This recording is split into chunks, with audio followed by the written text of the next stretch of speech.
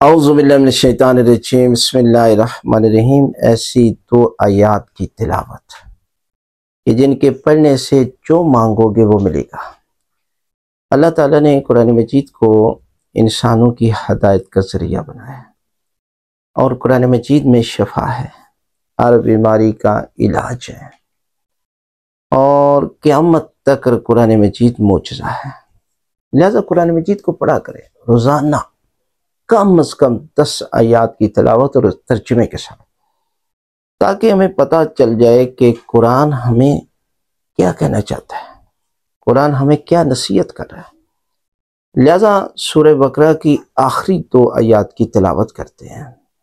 حضرت امام زین العابدین علیہ السلام فرماتے ہیں کہ یہ ایسا خزانہ ہے، یہ قرآن مجید کی جو سورہ بقرہ کی آخری 2 آیات ہیں، کہ آپ کسی بھی مسئلے کے لیے آپ قرآن کو ان آیات کی تلاوت کرتے ہیں تو پروردگار اس مسئلے میں کامیابی اور کامرانی عطا فرمائے گا۔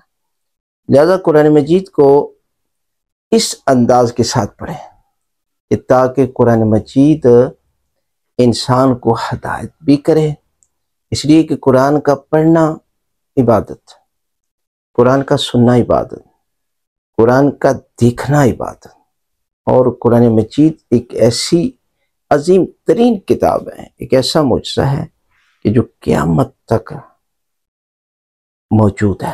لہذا قرآن مجید کی ان 2 آیات کی تلاوت کریں، پروردگار آپ کو وہ کچھ عطا کرے گا کہ جو پروردگار آپ کے حق میں بہتر سمجھے گا۔